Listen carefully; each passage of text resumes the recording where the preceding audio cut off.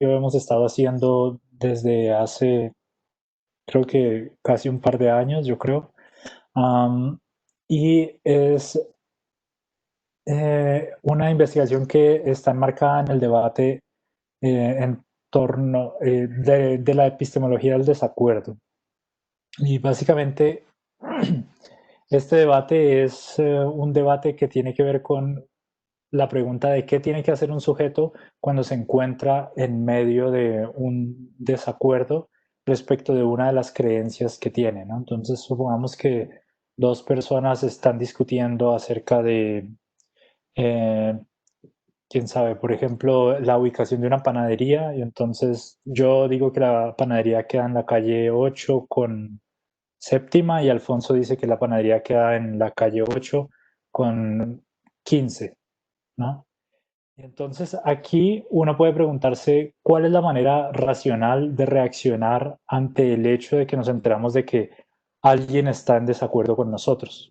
Esa es como una primera manera intuitiva de llegar al problema, pues sí, a un problema general de la epistemología del desacuerdo.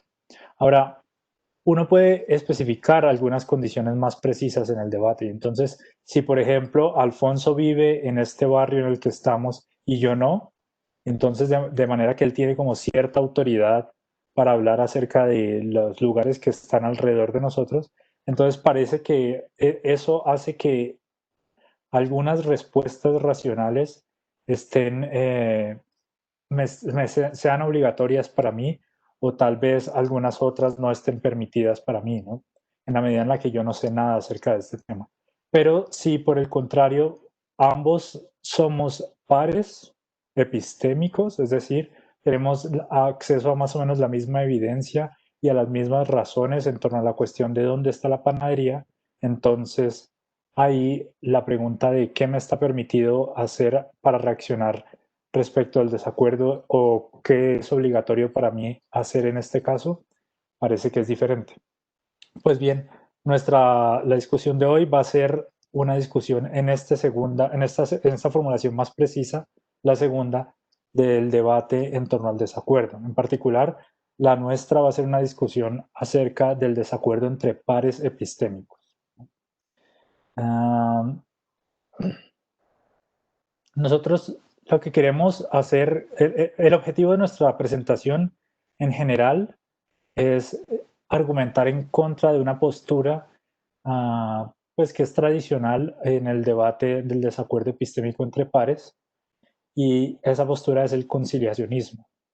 Nosotros lo que queremos en esta plática, en esta charla, es ofrecer razones en contra de esta postura, y vamos a ofrecer razones en contra de dos tipos. En la primera parte de la presentación vamos a ofrecer un tipo de razón que vamos a denominar socavadora del conciliacionismo, y esto es en el sentido en que vamos a identificar una fuente de apoyo que los conciliacionistas traen para su postura, que citan a favor de su postura, y vamos a decir que en realidad eso que ellos citan como razones a favor del conciliacionismo no son buenas razones o no son suficientes razones para apoyar su postura. En ese sentido, lo que vamos a ofrecer es un argumento que socava la postura conciliacionista. Pero no solamente vamos a hacer eso, sino que además vamos a ofrecer razones que van a refutar, que pretenden refutar el conciliacionismo, en la medida en la que vamos a ofrecer un conjunto de razones que argumentan a favor de la postura opuesta al conciliacionismo. En particular, vamos a argumentar que hay casos en los que la situación es tal que en la medida en la que tenemos permitido cierto curso de acción, entonces el conciliacionismo, que es incompatible con la recomendación conciliacionista, entonces esto mostraría que el conciliacionista está equivocado.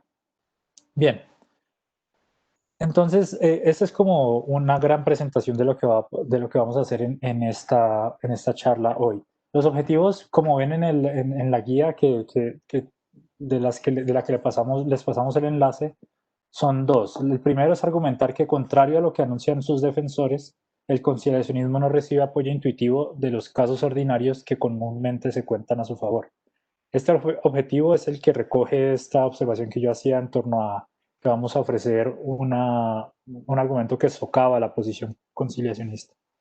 El segundo objetivo consiste en argumentar que algunos casos ordinarios ofrecen razones fuertes para pensar que el conciliacionismo es falso. Y aquí es la parte de la tarea refutadora que yo mencionaba antes. Bien, pues entonces empecemos a hablar vamos a empezar en adelante ya a presentar propiamente todos los elementos de la postura que estamos tratando de defender.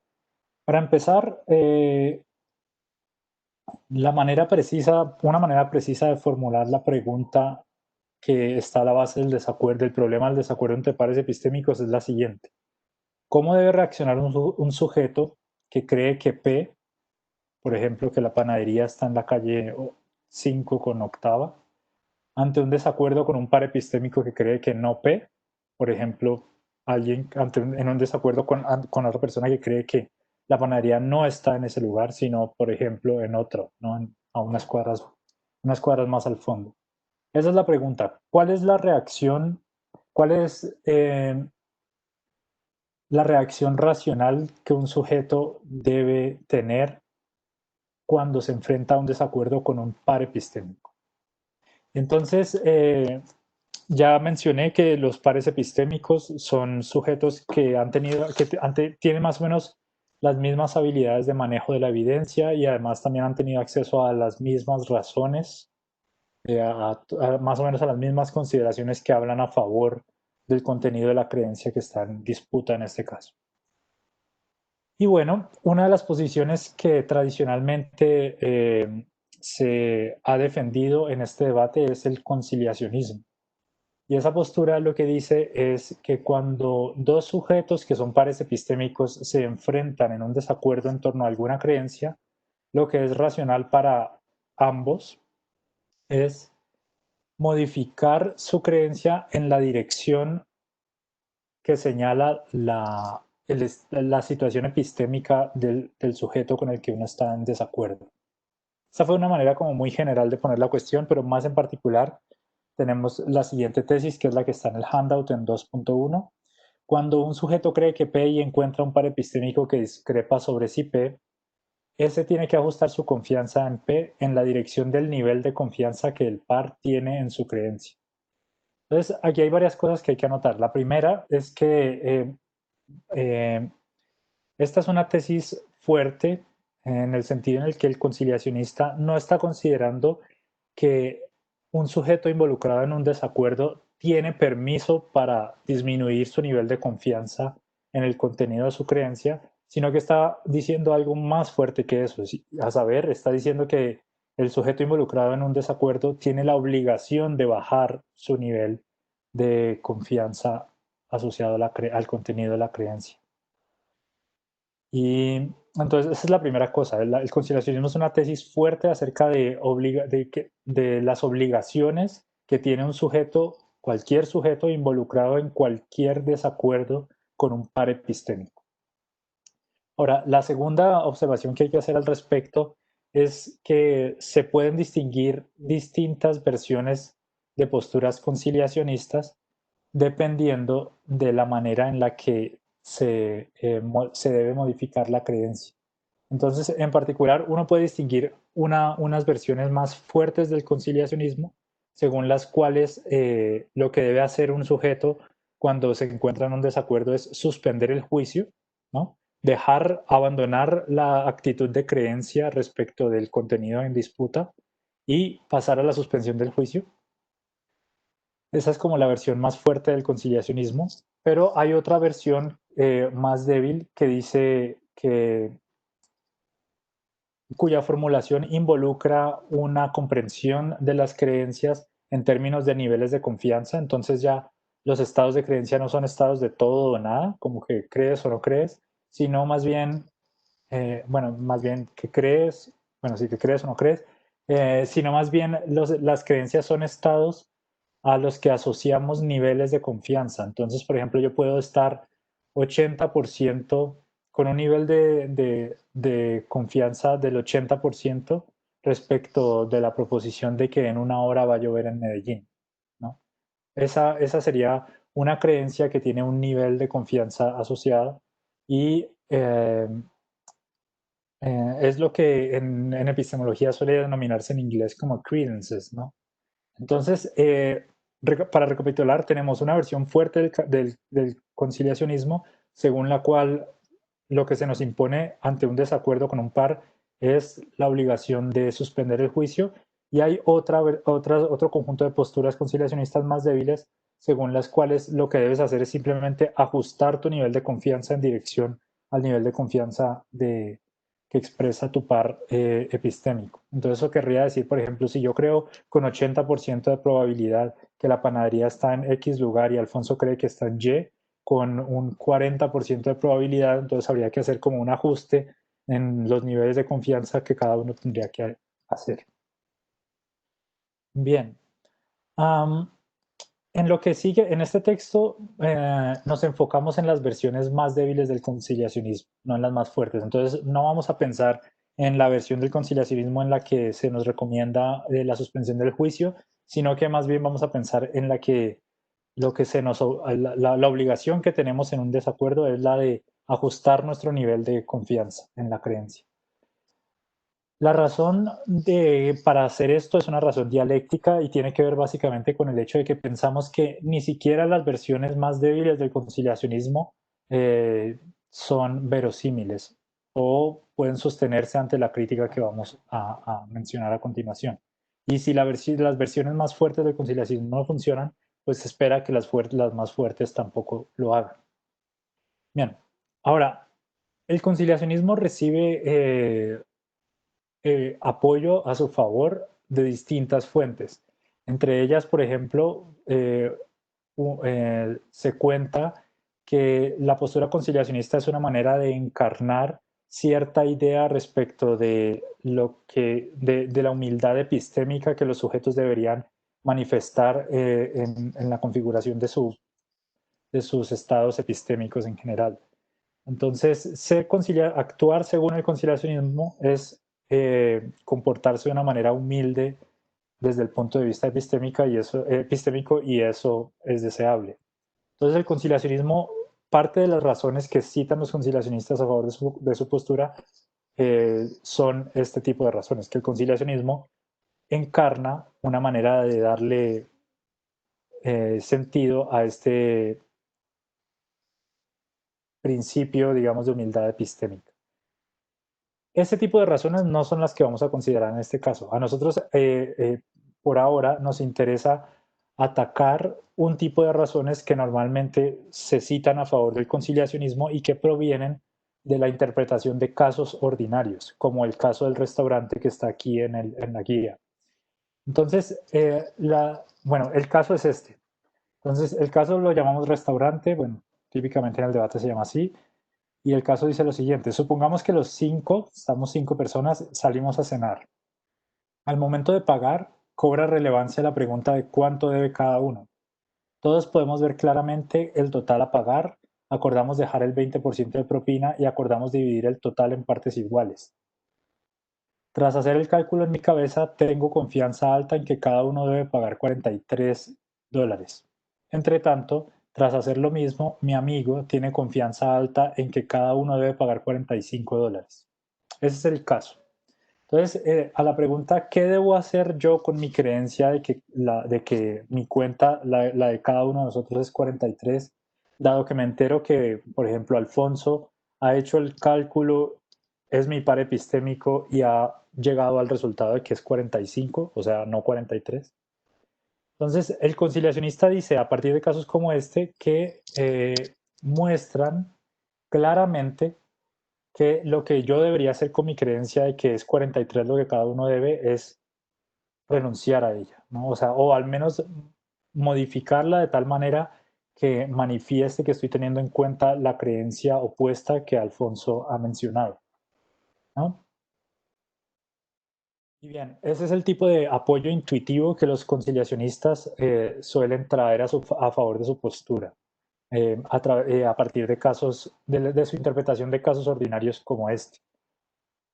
Quienes atacan al conciliacionismo suelen concederle al conciliacionista este tipo de apoyo. Y desde nuestro punto de vista, esta es una maniobra que es criticable. En particular, nosotros consideramos que no es correcto pensar que los casos ordinarios apoyan, aunque sea de manera prima facie o de manera inicial o provisional, la postura conciliacionista. Y entonces a continuación vamos a ofrecer eh, las razones por las cuales pensamos que el conciliacionista no puede legítimamente reclamar el apoyo intuitivo a partir de los casos ordinarios como el caso del restaurante. Bien, entonces en este momento estoy en 3.1, voy a empezar la tercera parte de la guía en la que ponemos en duda las intuiciones que presuntamente el conciliacionista está moviendo a su favor y voy a empezar con 3.1. Ahora, entonces, lo que vamos a ofrecer es una interpretación alterna de la intuición involucrada en los casos tipo restaurante. Entonces, para mostrar esta interpretación alternativa de este tipo de casos, lo que proponemos es pensar en dos preguntas distintas que se pueden hacer respecto de los casos. La primera pregunta está ahí en la guía y es, ¿sería racional para un sujeto involucrado en un desacuerdo con un par ignorar su postura y no hacer nada para lidiar con esta? Esa sería la primera pregunta. Ahora, una segunda pregunta es la siguiente. ¿Deben los pares en desacuerdo disminuir su nivel de confianza en la creencia en disputa? Desde nuestro punto de vista, bueno, es obvio que estas dos preguntas son distintas, pero sucede que los conciliacionistas tienden a juntarlas o a omitir que son dos preguntas diferentes. Y para nosotros, en la medida en la que es importante reconocer que son diferentes, este reconocimiento nos permite plantear que la manera en la que las intuiciones respaldarían la postura conciliacionista está equivocada o es ilegítima o es traída ilegítimamente como a favor del conciliacionista. Bien, entonces empecemos identificando lo que nosotros llamamos la intuición de deferencia epistémica. Esa intuición, que es la que consideramos que se mueve en los casos tipo restaurante, consiste básicamente en que la respuesta a la primera pregunta es negativa. Es decir, es irracional ignorar a un par que está en un desacuerdo con nosotros sin más. Simplemente ignorarlo, eso está mal. Y esa intuición es la que llamamos la intuición de deferencia epistémica. Bien, ahora, una cosa que hay que notar es que responder negativamente a la primera pregunta no implica por sí mismo un compromiso con una respuesta afirmativa a la segunda pregunta. Pero el conciliacionista es justamente esto lo que necesita, ¿no? Para que el caso a favor del conciliacionismo, a partir de la interpretación de los casos ordinarios, sea completo, se requiere no solamente una respuesta negativa a la primera pregunta, sino además una respuesta positiva a la segunda pregunta. Pero nosotros lo que tratamos de hacer es notar que una respuesta negativa a la primera no involucra, no implica una respuesta afirmativa a la segunda. O sea, aunque sea irracional no hacer nada respecto de un desacuerdo con un par, de eso no se sigue que tengamos la obligación de ajustar el nivel de confianza de nuestra creencia. Entonces aquí hay que notar una cosa y voy a enfatizar algo que ya mencioné antes, y es que el conciliacionismo impone una obligación racional al sujeto epistémico, ¿no? Y entonces, lo que quiere decir esto es que no nos está hablando de un curso de acción posible permitido, sino que nos está diciendo que en cualquier situación en la que hay un desacuerdo, el sujeto tiene la obligación de disminuir el nivel de confianza en el contenido de la creencia. Y eso es lo que tiene que defender el conciliacionista. Entonces, para que el caso a su favor esté completo, no es suficiente que, digamos, él tratara de mover la intuición para aceptar que un sujeto cumple con sus deberes epistémicos si en una ocasión disminuye el nivel de confianza en el contenido de la creencia. o que en cualquier caso en general tampoco bastaría con eso, pero que hay otros cursos de acción disponibles para él. No, él necesita algo más fuerte, no solamente necesita evidencia a favor de que está permitido que disminuya el nivel de confianza, sino que necesita mostrar que es obligatorio. O sea, fallar en disminuir el nivel de confianza constituye una, desarrollar un curso de acción que es criticable.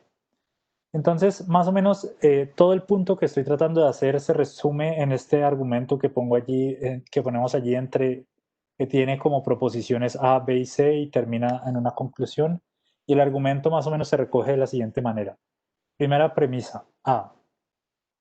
La proposición A es básicamente la intuición de deferencia epistémica, según la cual, en nuestra interpretación del caso, hay una intuición según la cual sería irracional ignorar el desacuerdo sin más. Y o sea, el conciliacionista no se ha equivocado, lo ha hecho bien en reconocer que los casos mueven una intuición.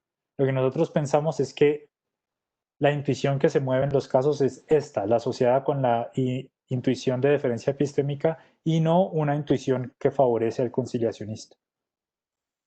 En otros términos, el conciliacionista ha malinterpretado el alcance de las intuiciones a partir de los casos ordinarios. La proposición B es la siguiente. Sin embargo, la intuición de deferencia epistémica es independiente de si los pares en desacuerdo tienen la obligación de disminuir su nivel de confianza en la creencia en disputa. Y algo de soporte a favor de B viene en la siguiente línea que dice, parece que están permitidos cursos de acción que satisfacen la intuición de deferencia epistémica, es decir, cursos que constituyen una forma de responder afirmativamente a uno sin que esto implique por sí mismo satisfacer la obligación conciliacionista. Es decir, que esos cursos de acción que mencioné, satisfacen, que son una forma de responder afirmativamente a uno, no constituyen una respuesta afirmativa a dos.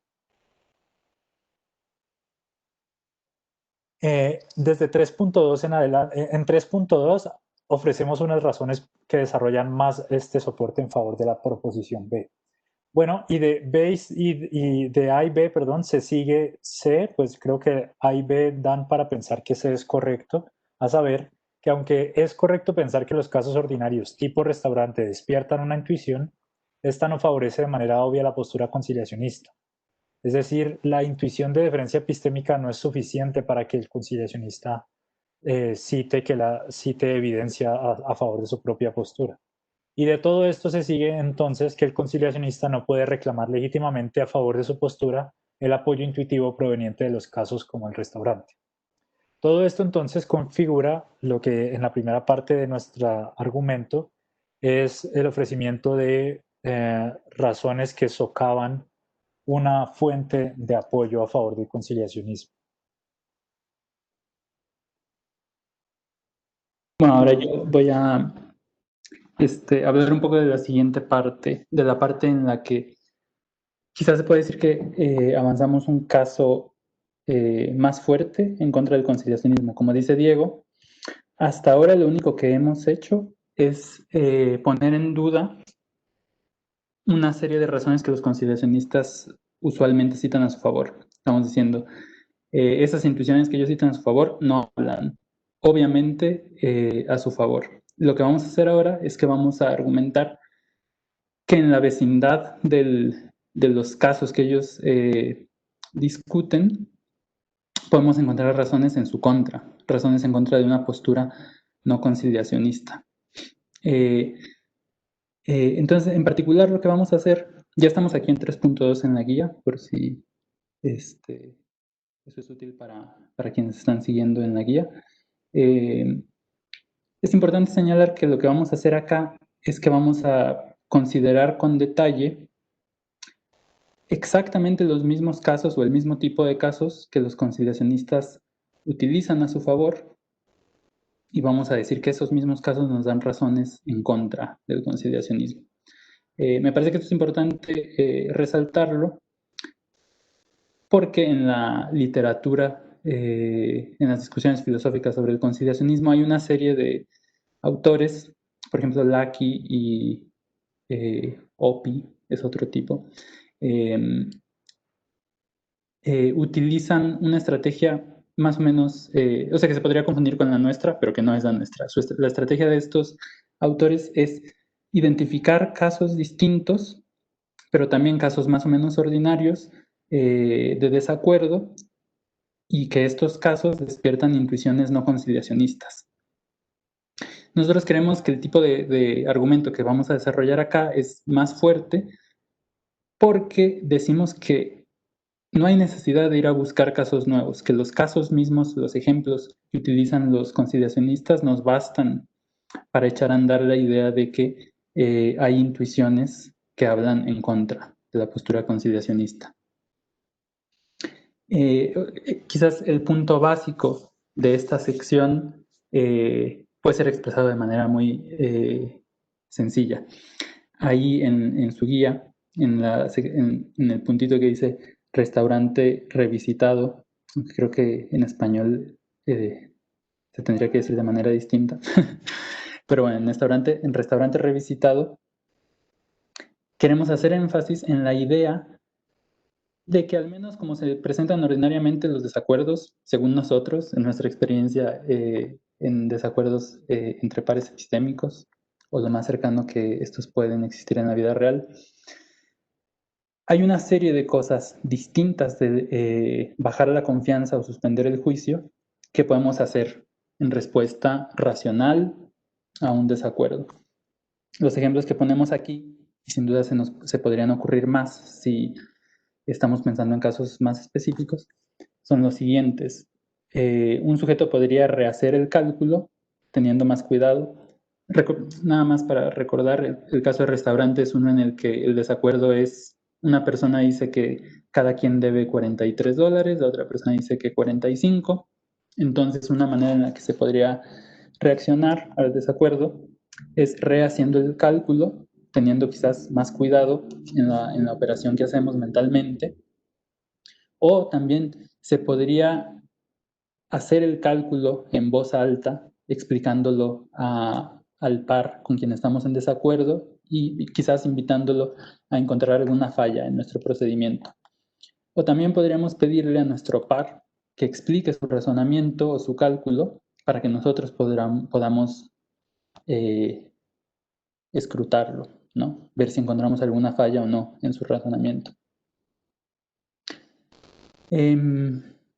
Entonces, el punto en el que queremos hacer énfasis acá es que al nivel meramente intuitivo nos parece que hay cursos de acción distintos de la disminución de la confianza que parecerían ser respuestas racionales a los casos de desacuerdo. Estos son algunos casos, algunas alternativas de acción que nos parecen bastante obvias y racionales en el tipo de caso que restaurante pertenece. Pensamos que esto supone o pone cierta presión sobre el conciliacionismo, pero aceptamos, concedemos, que no constituye una refutación fuerte. La razón por la que pensamos que no llega a tanto estas consideraciones es que nos parece bastante obvio que el conciliacionista podría responder a esta observación diciendo que efectivamente ellos pueden incorporar esos fenómenos dentro de su postura conciliacionista. Por ejemplo, podrían decir que todos esos cursos de acción que nosotros hemos identificado son viables o racionales o psicológicamente posibles solo si están acompañados por una reducción de confianza en la creencia relevante. Entonces, esto significaría que todos estos cursos de acción presuponen o requieren de seguir el consejo conciliacionista, ¿no? Entonces dirían, esto no es una refutación, podemos nosotros dar cuenta de estos cursos alternativos de acción. Esa es la manera en la que el conciliacionista podría responder a esta primera observación. Nosotros nos podríamos, quizá en el paper en el que se basa esta presentación, tenemos algo más de detalle en esta dialéctica. Y si alguien quiere profundizar sobre esto en las preguntas y respuestas, podemos hacerlo. Nada más voy a decir brevemente que creemos nosotros que que se puede responder a esta estrategia conciliacionista para dar cuenta de estos cursos de acción alternativos. Tenemos algunas consideraciones que sugieren que, por ejemplo, rehacer un cálculo, hacer un double check, no requiere de la disminución de confianza, sino que para que tal cosa sea psicológicamente posible o viable, basta con que los sujetos no tengan completa confianza en la creencia que tienen. Basta con que los sujetos sean conscientes de que son falibles y que crean, puedo equivocarme, no estoy completamente seguro de que hice bien el cálculo, entonces lo vuelvo a hacer, ¿no? Independientemente de que, o sea, esto se puede hacer sin bajar la confianza, ¿no? Nuestra explicación en ese caso es que la confianza no era absoluta o máxima para empezar, entonces había ahí lugar para la duda y para la revisión. Nada más para como poner esto en relación con algo que dijo Diego al principio. Noten que nuestra respuesta aquí al conciliacionista, de hecho, es bastante consistente con un entendimiento amplio de la virtud esta de la humildad intelectual, ¿no? O sea, reconocer la propia falibilidad y estar dispuesto a considerar que no se puede equivocar y revisar el razonamiento. Pensamos que es parte de lo que haría una persona epistémicamente humilde. Bueno, y creemos entonces que, contrario a lo que dice el conciliacionista, es falso que uno solo pueda hacer estas cosas que hemos identificado como volver a revisar el razonamiento si uno baja la confianza primero. Creemos que es posible hacer esas cosas sin bajar la confianza. Pero de todos modos, incluso si tenemos nosotros razón sobre esto, o el conciliacionista es el que tiene la razón, creemos que esto no demuestra contundentemente o no constituye un argumento muy fuerte en contra del conciliacionismo, aunque creemos que sí presenta serias dudas sobre su plausibilidad. Cuando nos fijamos en las intuiciones de los casos como los presenta el conciliacionismo, lo que tenemos entonces es que las intuiciones no son tan fuertes como ellos pretenden y que los mismos casos, exactamente los mismos casos que ellos usan, pueden interpretarse o pueden dar lugar a la intuición a lo que los conciliacionistas quieren identificar. Pero pensamos que es posible ir más allá y montar un caso más fuerte en contra del conciliacionismo. Para hacer esto, pasamos ya a la última sección de la presentación. Se llama Desacuerdos situados. Y en esta sección, lo que me gustaría hacer es primero llamar la atención sobre un aspecto que nos parece curioso de la discusión precedente, de la discusión sobre los casos tipo restaurante, y es que exactamente el mismo caso parece aceptar tanto interpretaciones conciliacionistas como no conciliacionistas. Quiero decir con esto simplemente que los conciliacionistas lo han interpretado a su favor y mucha gente le ha parecido que esa interpretación es verosímil, pero lo que hemos dicho nosotros ahora es que ese mismo caso parece aceptar interpretaciones no conciliacionistas que dan razones en contra del conciliacionismo. Lo cual como que ya es de por sí curioso y nos parece que podría como sugerir que quizás hay algo ahí que merece de una explicación filosófica. Nuestra explicación de por qué sucede esto es que los casos tipo restaurante son presentados por los conciliacionistas o por las personas que estudian la epistemología del desacuerdo en general,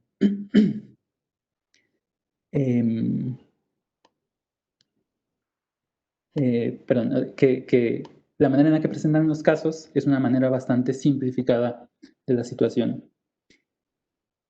Obviamente, a propósito, porque es parte de la metodología que se está utilizando en estos casos, se dejan de lado algunos aspectos que están presentes en muchos desacuerdos reales. Obviamente, cuando hacen esto, piensan que lo que están dejando de lado no es un aspecto importante del desacuerdo en lo que concierne al estudio filosófico, epistemológico de estos. Pero nosotros pensamos que sí, que algunas de las cosas que se dejan de lado en la idealización de estos casos son cuestiones importantes.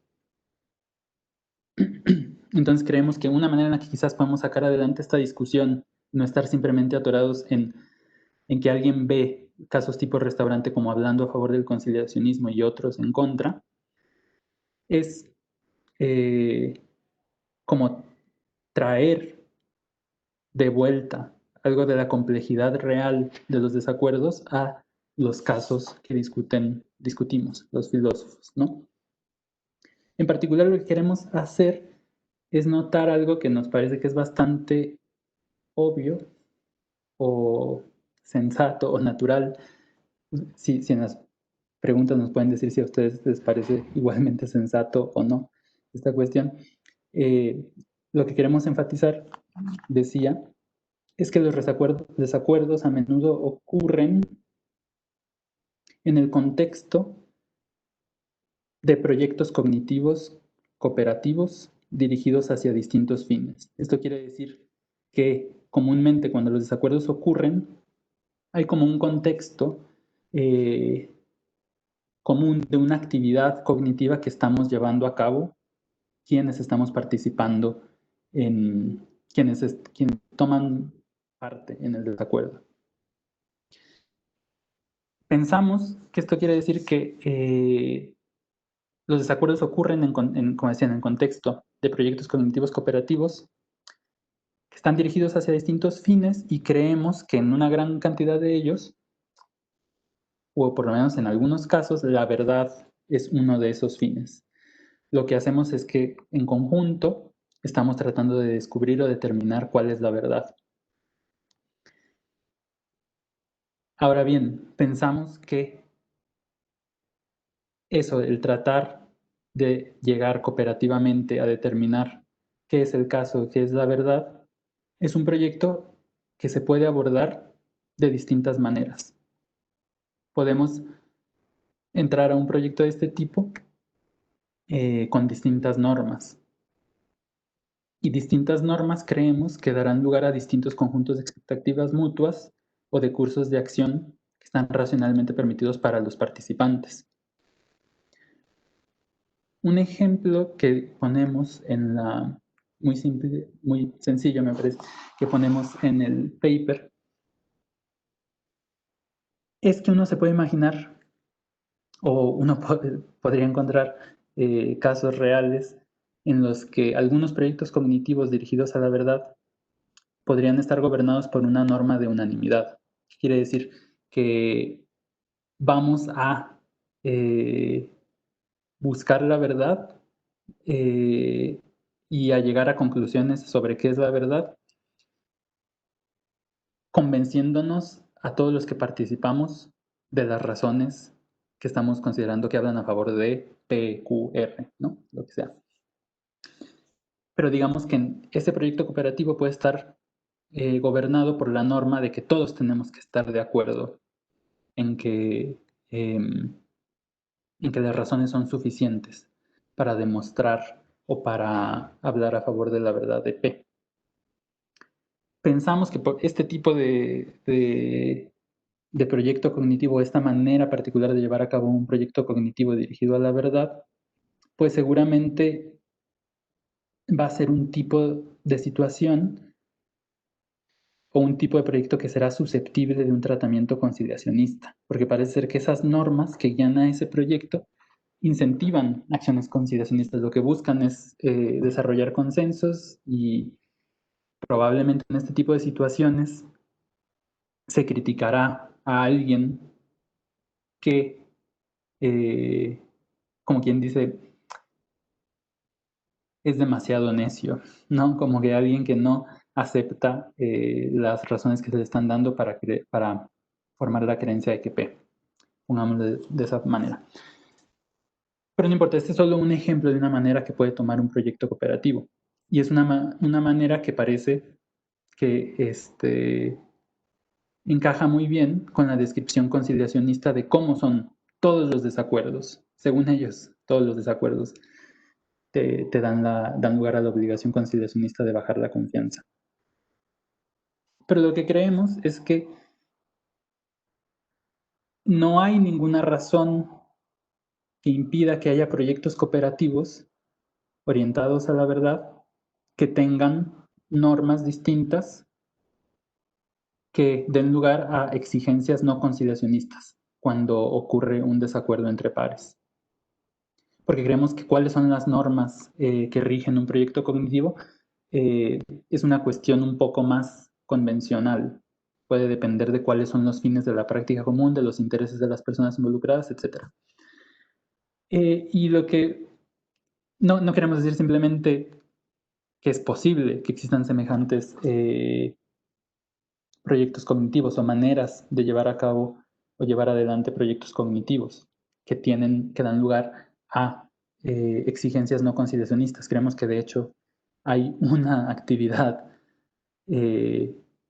o un grupo de actividades muy obviamente que obviamente encajan en la descripción que nosotros hacemos, que es, no todas, pero algunas prácticas de discusión en filosofía misma. Supongo que algo similar ocurrirá en otras disciplinas académicas, pero hablamos de filosofía porque es de lo que más sabemos.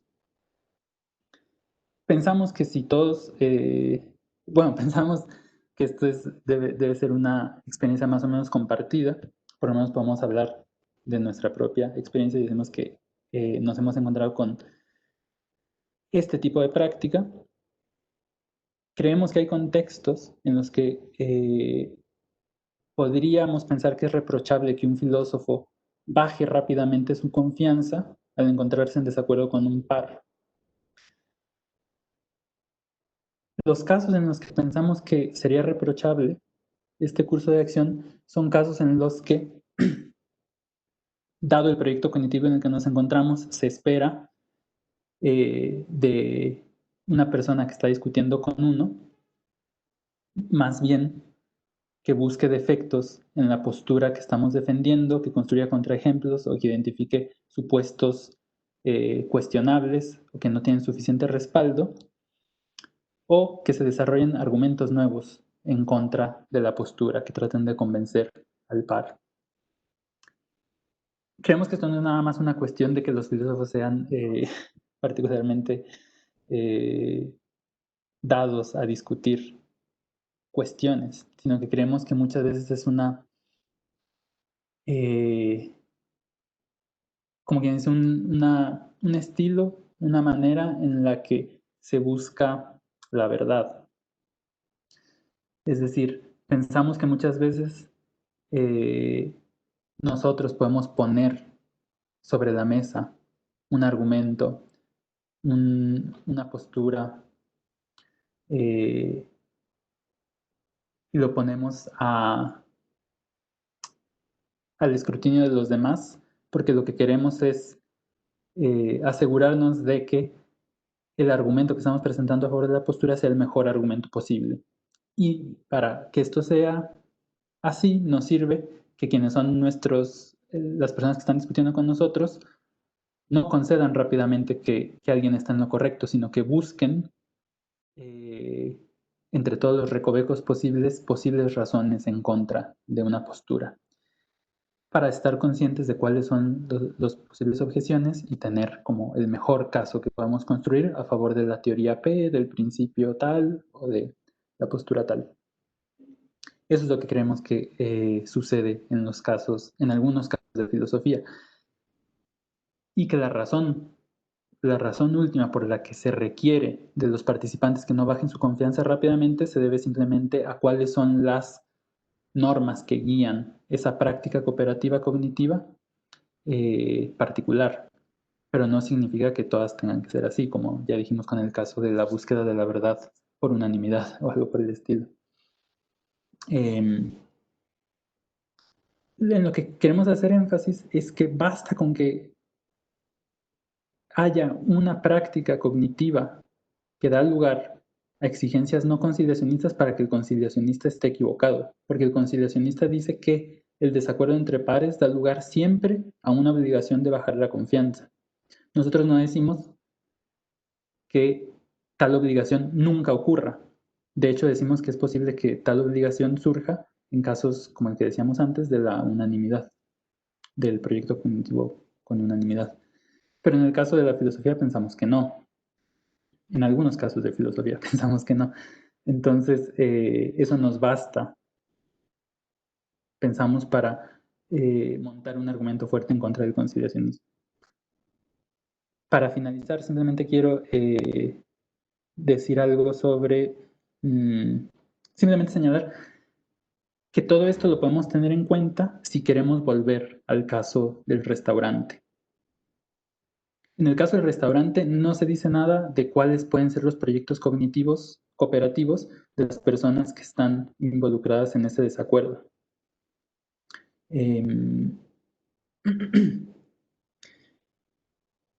Creemos que un caso de ese tipo debe de tener un proyecto cognitivo cooperativo implícito. Adiós, Migdalia. Perdón, decía, debe de haber un proyecto cognitivo implícito en esos casos, y quizás la razón por la que los conciliacionistas interpretan hablando a su favor y nosotros interpretamos como hablando en su contra, se debe a que podemos interpretar el caso con distintos proyectos cooperativos implícitamente. Entonces, quizás si ponemos más detalle en el caso del restaurante, vamos a poder encontrar versiones del caso del restaurante que hablan a favor del conciliacionismo y versiones que hablan en contra, todo dependiendo de cuál es el proyecto cognitivo que es en el que se enmarca ese desacuerdo particular. Eso simplemente para volver, como quien dice, al punto inicial, que es el caso del restaurante. Pero nuestra razón última para creer que el conciliacionismo es incorrecto es esta, básicamente, que una vez que metemos la cuestión de que los desacuerdos a menudo ocurren en el contexto de proyectos cognitivos cooperativos, vamos a encontrar proyectos, normas específicas que guían esos proyectos, que van a dar lugar a exigencias no conciliacionistas. Y eso basta para demostrar la falsedad de la tesis fuerte conciliacionista que dice que siempre vamos a tener que bajar la confianza en el caso de un desacuerdo entre pares. Y bueno, me parece que eso es todo. Y que de hecho creo que ya nos pasamos un poco del tiempo, ¿no? No sé si Diego quiera decir algo más para cerrar. No, creo que está bien.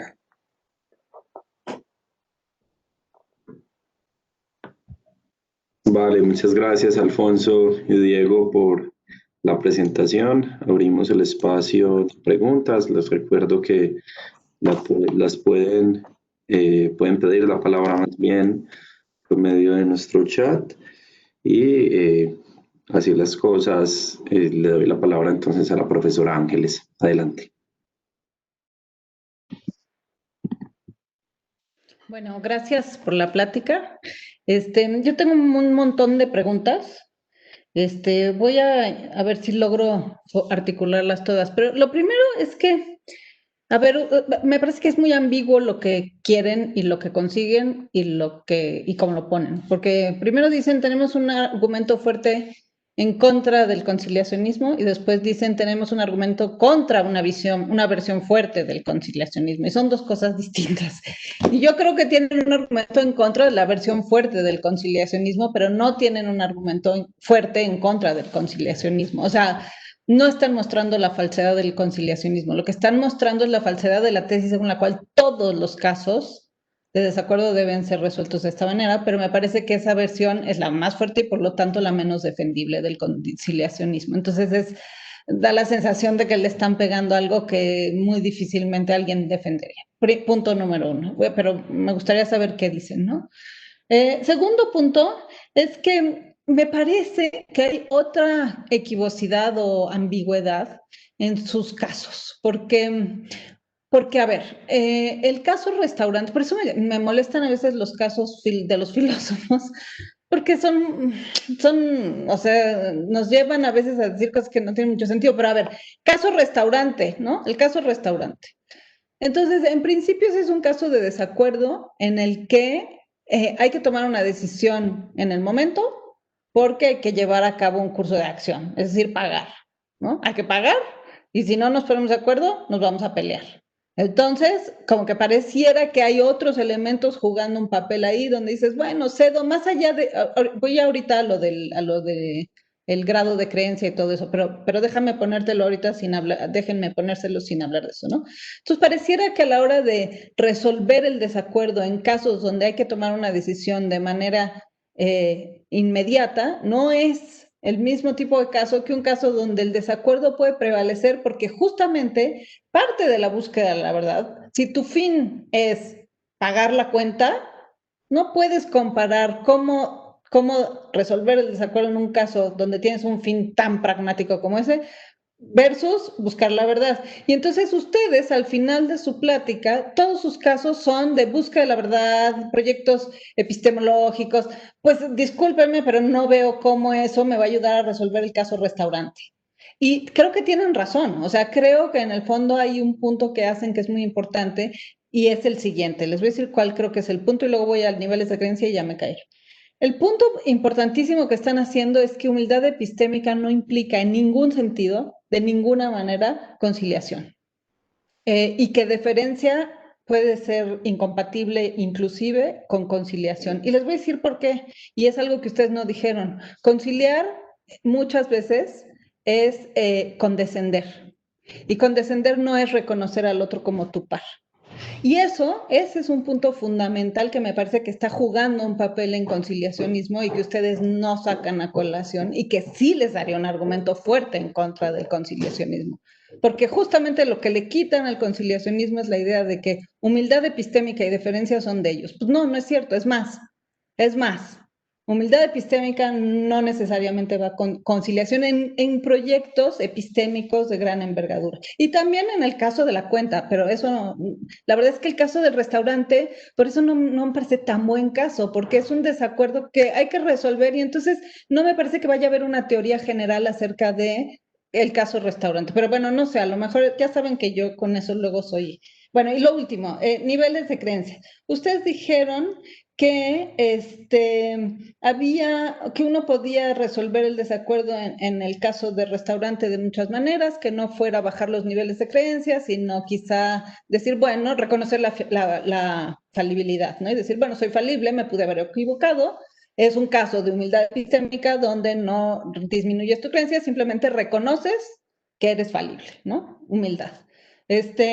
Y entonces eso es no, y ustedes entonces dicen, bueno, claro, el conciliacionista podría decir al final eso es un caso de conciliación porque tienes que bajar el nivel de confianza. Y ustedes dicen, bueno, pero eso no necesariamente es el caso, hay otros causas. Y lo que no nos dicen es cuáles son esos causas, y sí me gusta, porque si no, pues es concederles que en efecto hay otros causas, pero ¿cuál? Díganme uno. Porque miren, yo creo que tienen un caso muy fuerte para los proyectos, como ustedes les llaman, cooperativos de gran envergadura, o por llamarlos así, de gran envergadura, es decir, donde están fines como la búsqueda de la verdad, como la comprensión, cosas más epistémicas, pero cuando tenemos cuestiones prácticas no alcanzo a ver cómo ustedes no me dan una resolución para estos problemas de manera clara, por lo menos. Ya. Puedo empezar diciendo algo sobre el último punto y quizás a los otros. Y también si Diego quiere decir algo en particular sobre algo que nos diga. Sobre los cursos de acción que nosotros creemos que están disponibles en casos tan simplistas como el restaurante, que no involucran bajar la confianza, o no necesariamente según nuestros argumentos, están cosas como hacer la cuenta de nuevo. O sea, si haces la cuenta mental y te da un resultado y la persona te dice, a mí me salió otro resultado, una cosa que tú puedes hacer es volver a hacer la cuenta, o puedes decirle a la persona, mira, yo hice esta cuenta, tanto por tanto, entre tanto, me dio tanto y la hice así y así. Encuentras un problema un error en mi razonamiento, o le puedes decir a la otra persona, explícame cuál fue tu razonamiento, y entonces tú como que pasas por tu escrutinio a ver si encuentras algún error en su razonamiento. O sea, esos son el tipo de cosas que nosotros creemos que Sí, sería normal hacer en sí, esta situación. pero justo ustedes dicen eso, el conciliacionista podría terminar diciendo, bueno, pero para reconocer eso, tengo que bajar el nivel de confianza en mi creencia. O sea, reconocer.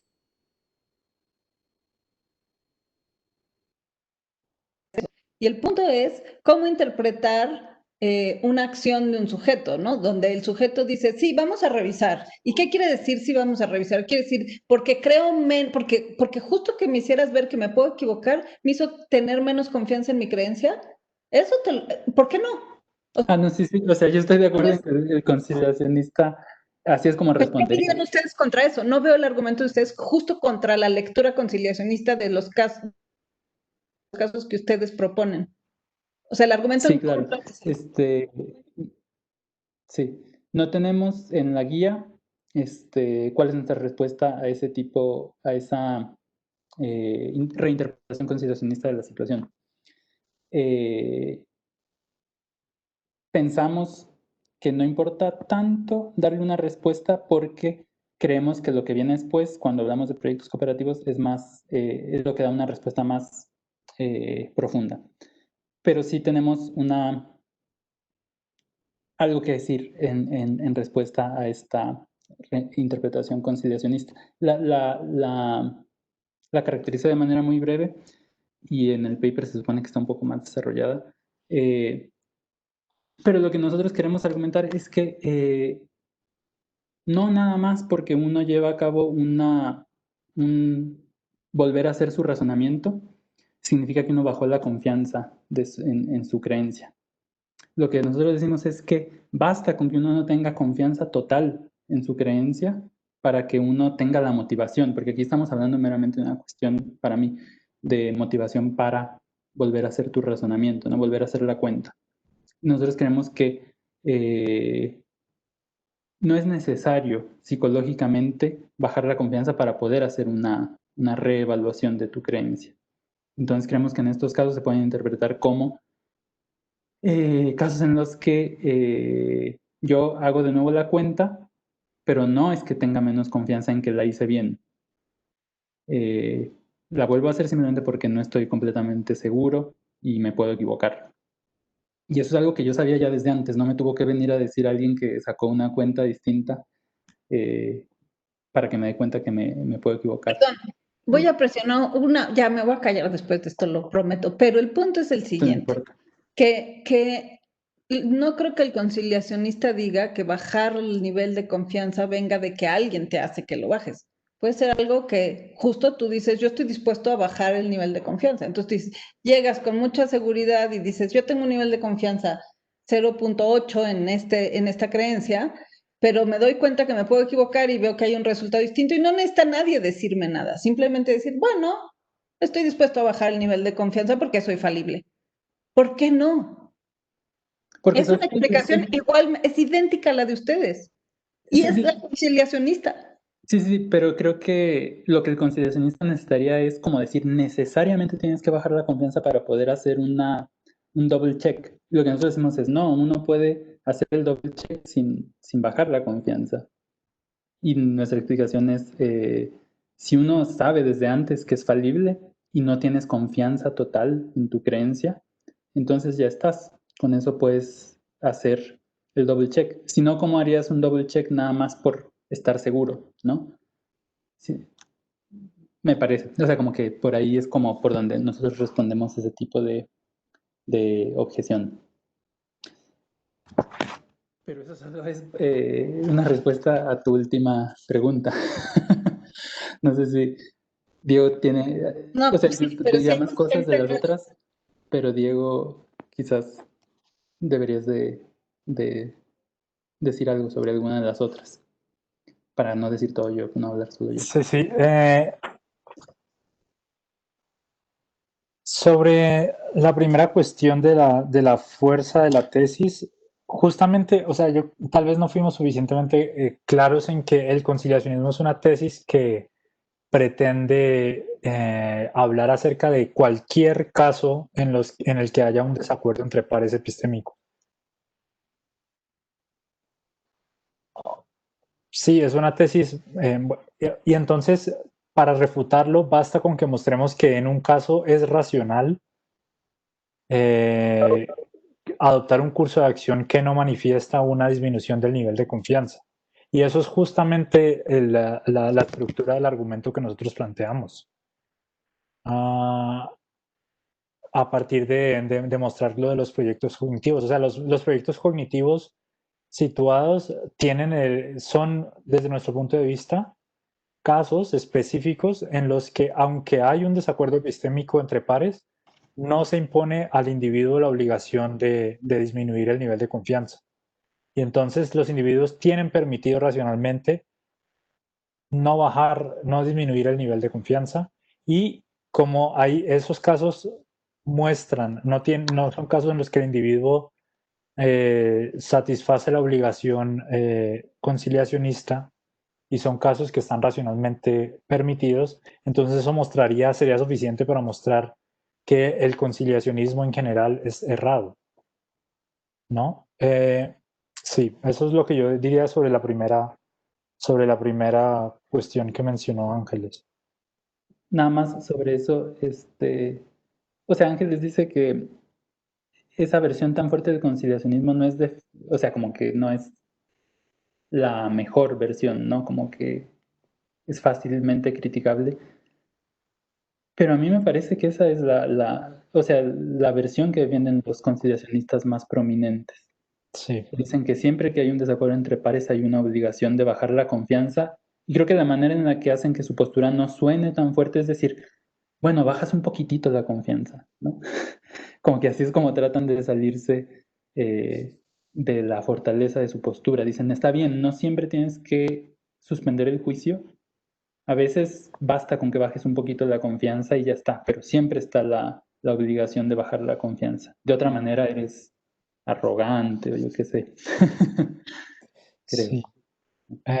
Y entonces esta precisión que hacemos respecto de la primera inquietud de Ángeles, creo que permite atajar la segunda, y es, sí, justamente porque en un caso como el de restaurante, el proyecto cooperativo que se impone es el de pagar la cuenta.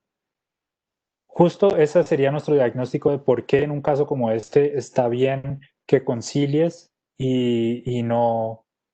y tal vez otros cursos de acción puede que estén descartados en primera instancia. Pero justamente hay otros casos, aparte de casos como el de restaurante, que son los proyectos cognitivos que tratamos de mencionar, en los que en la medida en la que el fin es alcanzar la verdad, pues en esos proyectos está permitido no conciliar, no disminuir el nivel de confianza inmediatamente en presencia del desacuerdo. También, pues es cierto que justo el caso de restaurante está tan descrito, o sea, no tiene nada de detalle, que en realidad no sabemos si hay mucha presión por pagar la cuenta, ¿no? Sabemos que hay que pagarla, pero no sabemos si hay que pagarla ya. Y obviamente uno podría imaginarse casos más realistas de restaurante, por ejemplo, en los que yo tengo mi dinero muy contado y estamos en desacuerdo y a mí me importa que no sean más de $40, ¿no? Porque si no, no me alcanza. Entonces, en ese tipo de casos tengo una motivación práctica para decir, no, espérate, déjame checar. No te voy a conceder tan rápido que sí hay que pagar más, ¿no? Yo puedo sobre todo si yo, por ejemplo, tuve mucho cuidado en no pedir nada que fuera demasiado caro porque si no, no me alcanza. Pero justamente creo que este tipo de consideraciones que estamos tomando en cuenta ahora están o sea, concuerdan con lo que tú decías, Ángeles, como que los casos que presentan los filósofos son siempre demasiado simplistas y para mal. Nosotros creemos que nosotros no le metemos mucho detalle de vuelta, pero creemos que hay que meterles más detalle.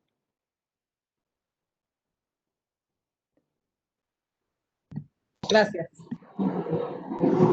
También está la cuestión de la diferencia y la humildad y cómo se relacionaban con el conciliacionismo, y creo que sí, ese es un punto sobre el que no hacemos mucho énfasis, y, y- y pensarlo puede ser muy fructífero, yo creo, para generar otra fuente de ataque al conciliacionismo, ¿no?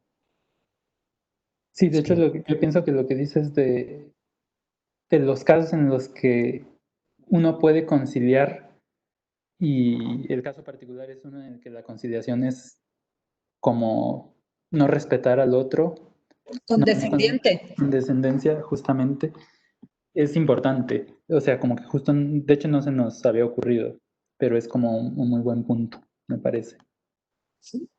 Creo que parte de la razón por la que el conciliacionismo se piensa que es una forma de encarnar la deferencia o la humildad, pues como la deshabilidad de la deferencia o la humildad epistémica, es porque muchas veces se piensa que cuando el par epistémico está en desacuerdo con uno, eso ofrece un revocador a a la creencia que uno tiene.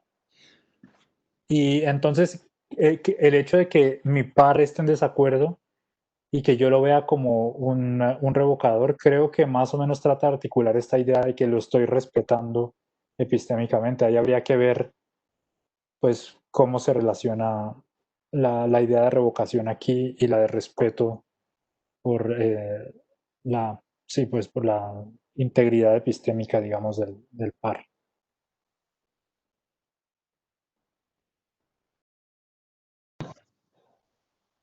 Gracias a Ángeles y a los ponentes por sus respuestas. Seguimos en espacio de discusión. Para quienes quieran participar, pueden pedir su palabra mediante el chat.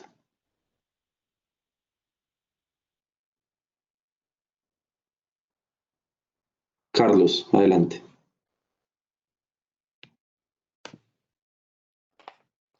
Hola, buenas tardes. Gracias, Diego y Alfonso, por la charla. Yo también tengo varias preguntas que tienen que ver un poco con la diferencia que ustedes hacían entre lo que es obligante y lo que de alguna manera está autorizado, ¿no?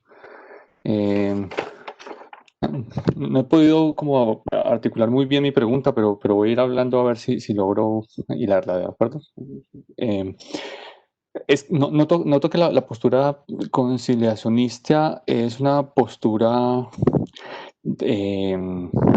que, tal y como la describieron ustedes, parece una postura ética o algo así, ¿no? Con esto de cómo debería reaccionar un sujeto ante el desacuerdo, ¿no? ¿Cuál es la actitud, si se quiere, o la acción que debe tomar una persona cuando está en desacuerdo con otro? Y ustedes dicen, bueno, no tiene que estar obligado a disminuir su confianza, sino que simplemente puede adoptar una actitud diferente, ¿no? Que yo entendí que puede ser como una actitud falibilista, y que, si entendí bien, es un poco como la actitud de apertura a la falsedad de la creencia sin renunciar a la actitud hacia la verdad de la proposición, digamos, o el contenido de la creencia, ¿sí? En ese sentido, digamos, me hicieron pensar un poco cuando Huckway define ese falibilismo, Christopher Huckway define el falibilismo actitudinal, ¿no? Como yo puedo no renunciar a la verdad sobre el contenido de mi creencia y pese a eso tener una actitud falible hacia ella, es decir, tener una apertura hacia la posibilidad de que sea falsa la creencia en un futuro o algo así, o si hay evidencia adicional.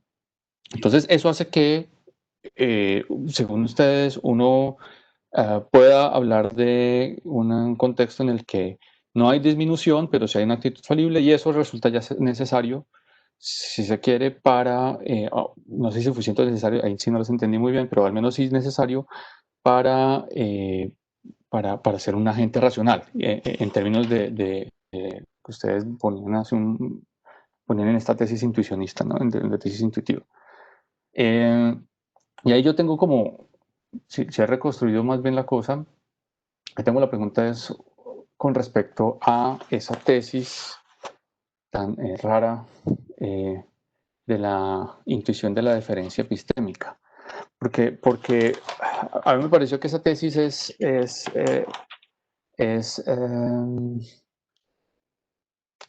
difícil de aceptar a primera vista porque primero pone ese término de lo racional, que es raro, ¿no? Como si usted ignora a su contraparte, creo que ustedes lo discutieron hace un momentico, pero estaba pensando en la pregunta, si uno ignora a la contraparte, entonces ya uno simplemente es un agente irracional, ¿no? Y no creo que la tesis se sostenga por sí sola, pues uno puede ser irrazonable si se quiere, pero ignorar a alguien no lo hace, no, porque no está de acuerdo, no lo hace a uno irracional, en un sentido ahí como extraño de razón. Bueno, pero aun cuando uno hablara como de esa suerte de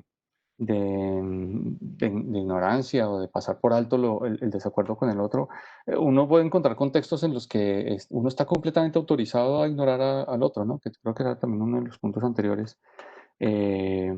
Por ejemplo, cuando usted está discutiendo un asunto muy importante y entonces una gran masa de gente se opone a usted y lo chiflan ¿no?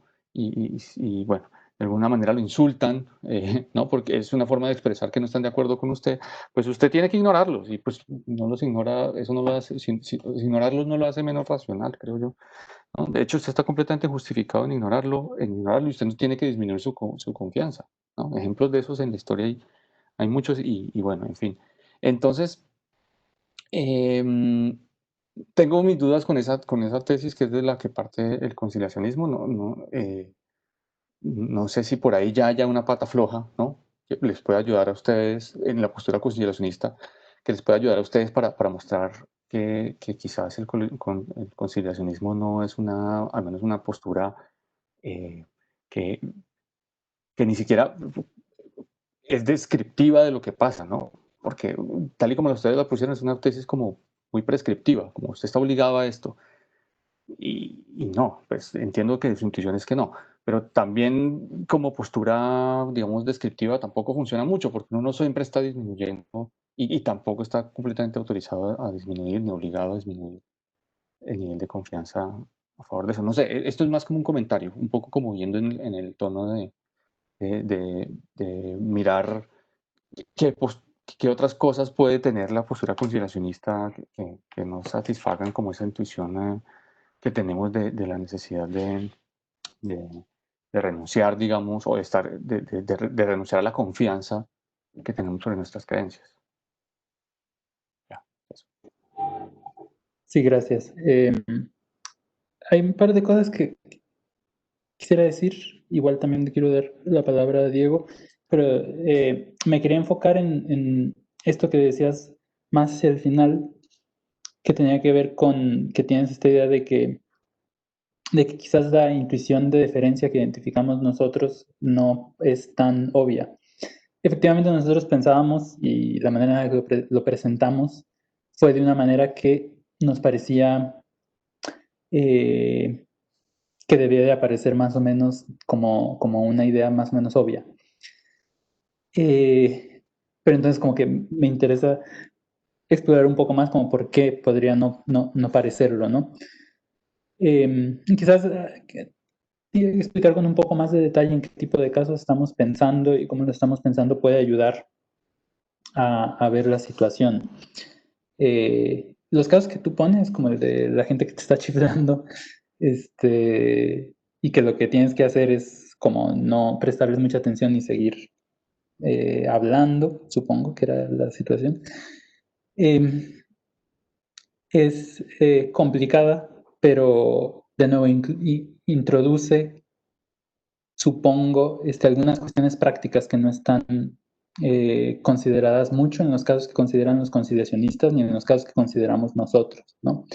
O sea, efectivamente creo que tienes algo de razón al decir que supón que tenemos un caso de un desacuerdo entre pares, pero yo no tengo tiempo de hacer nada porque tengo que ir rápido a un lugar, tengo presiones prácticas que no tienen nada que ver con nuestro desacuerdo, Bueno, parecerá que en ese tipo de casos, efectivamente, como tú dices, será racional que no, o sea, que parezca como que no hago mucho por tratar tu desacuerdo conmigo, ¿no? Como que lo dejo en un segundo plano porque tengo presiones prácticas que me llevan a hacer otras cosas. O sea, definitivamente necesitamos poder decir algo sobre ese tipo de casos. Me parece que los conciliacionistas y gente que discute en la epistemología del desacuerdo no lidia con esos casos porque creo que los llevan a discutir algún otro tipo de cuestiones sobre...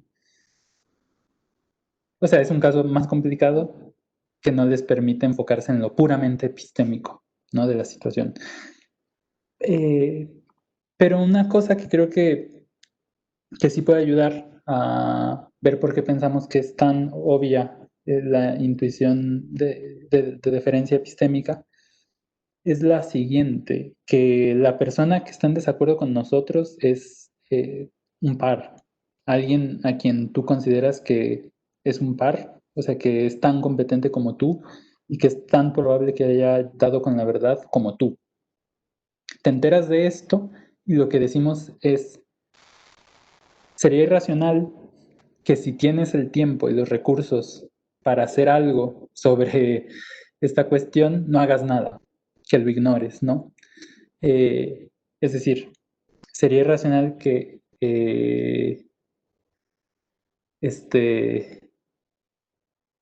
que yo piense que mañana está abierto el banco, tú vienes y me dices, no, el banco no está abierto mañana, te considero un par, te digo, no me importa, no me importa lo que pienses, no me importa nada, yo voy a seguir pensando que el banco está abierto. No voy a hacer absolutamente nada al respecto. Creemos que eso es lo que es racional. Esa manera de reaccionar al desacuerdo es lo que creemos que sería irracional, ¿no? Ahí con la precisificación que el sujeto podría hacer algo, no es que esté presionado para hacer otras cosas o que no tenga los recursos cognitivos o de otro tipo para hacer algo, ¿no? Me parece que es algo que puede ayudar quizás a ver cómo más o menos cómo vemos nosotros la situación. No sé si ayude esto y no sé si Diego quiera decir otra cosa o si tú, Carlos, quieras responder. Yo quería agregar una cosa que es puntual y es que aquí, en algo que decías, Carlos, al inicio, como que permitías que se colara como alguna inquietud ética aquí y pues no, aquí básicamente la dimensión de análisis en la que estamos es la puramente epistémica, como decía Alfonso. Y en esa dimensión lo que nos estamos preguntando es de manera, pues para ponerlo en otras palabras, si la acción que haría un sujeto al, por ejemplo, no disminuir el nivel de confianza sería criticable o no. A eso nos referimos con irracional. Aquí lo que sería irracional sería como ciertos cursos de acción que la gente toma, pero no estamos diciendo que el agente en general, pues no es una evaluación acerca de la gente como demasiado general, acerca del carácter de la gente, de que en general es una persona irracional o algo así. No, simplemente es la pregunta es si sería criticable o no, por ejemplo, un agente que no tuviera en cuenta en absoluto e ignorara a un par epistémico que está en desacuerdo consigo mismo respecto a alguna de sus creencias. Y creemos que la intuición de deferencia, por ejemplo, lo que plantea, creemos que la respuesta correcta a eso es sí sería criticable, ¿no? Alguien que esté en desacuerdo conmigo y que yo crea que es un par y que es una persona que cree algo que se opone a lo que yo creo.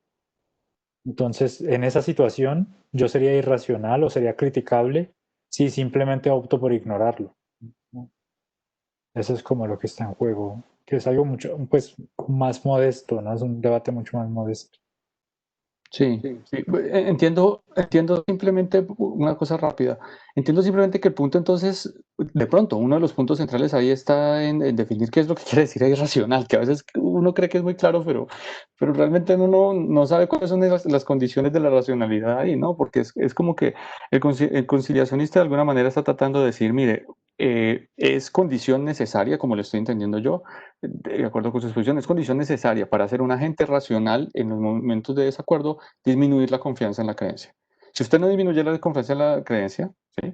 Entonces, para ponerlo en términos epistémicos y no éticos, ¿no? Lo que usted debería hacer para ser un agente racional es disminuir su confianza. Y ustedes dicen, no, no es necesario. Usted lo que debería hacer para ser racional es ser falible o algo así, ¿cierto? Entonces, ahí lo que veo es que hay un desacuerdo justamente en lo que tiene que ver cuáles son las condiciones para definir la racionalidad, ¿no? Y bueno, ahí me quedas un poco el hueco de que no veo muy claro finalmente qué es lo que nos hace, porque las dos actitudes nos hacen completamente racionales, ¿no? De alguna manera, si yo disminuyo mi confianza cuando estoy en desacuerdo, pues bien por el acuerdo, más bien por la interacción que se puede dar con la persona que estoy teniendo una discusión.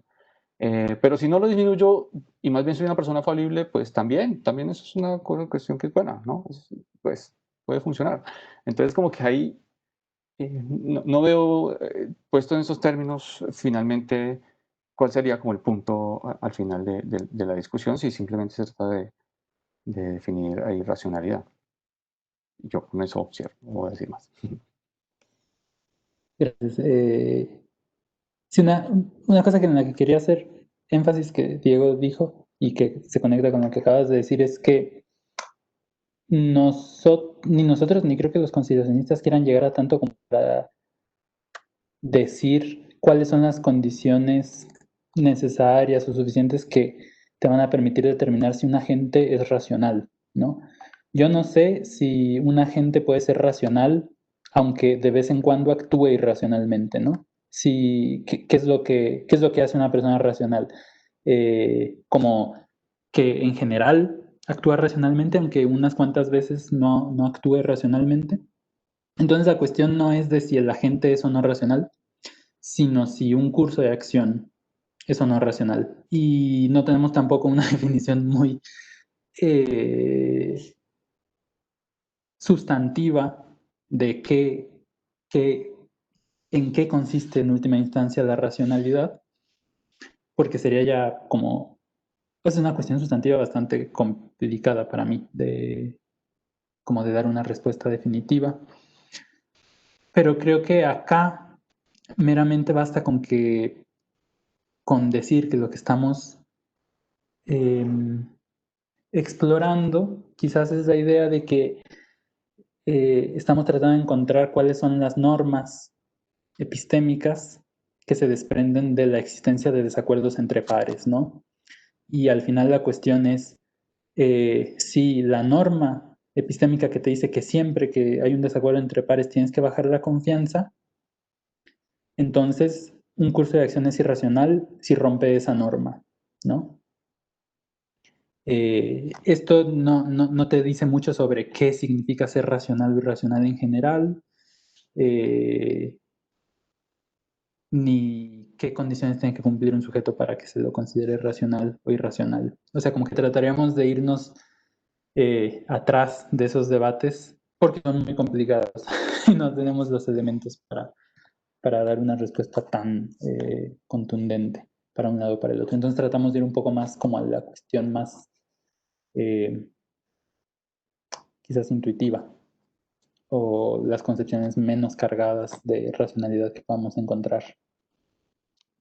No sé si Diego está de acuerdo conmigo sobre esto. Sí, yo estoy de acuerdo en general con ese procedimiento, pero además, sí, yo creo que no es necesario tener una definición sustantiva de racionalidad para poder ver que ciertos cursos de acción son racionales o irracionales en algunos casos como estos, ¿no? Así como tampoco es necesario tener una definición de qué es, qué sé yo, un número para saber que hay ciertas oraciones en las que usamos bien el concepto de número y otras en las que está mal, no sé.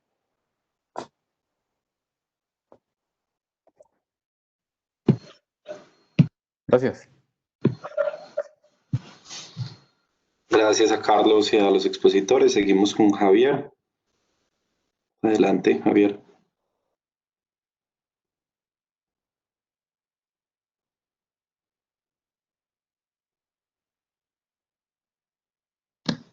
Hola, buenas tardes, muchas gracias por la presentación. Ustedes nos hablaban hace un momento de que en el conciliacionismo, pero que se requiere la virtud epistémica de la voluntad.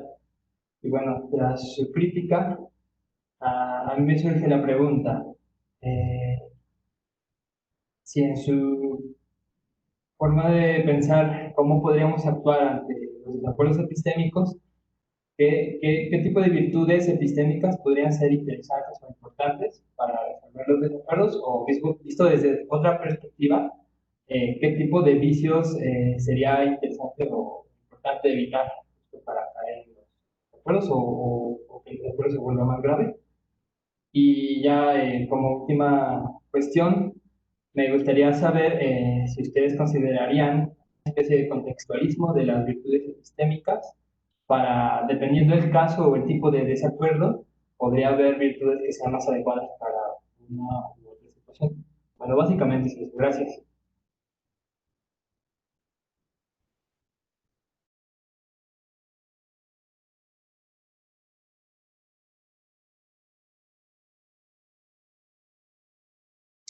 Pues seguramente una de las virtudes que se hacen como manifiestas en este tipo de debate es, pues, la más obvia es la de la humildad epistémica, ¿no? Esa es como una de las virtudes que pensamos que los sujetos de alguna manera deben exhibir en sus conductas epistémicas. Ahora, seguramente hay otras virtudes como la de ser sensible a la evidencia, quién sabe, tal vez esa... ah,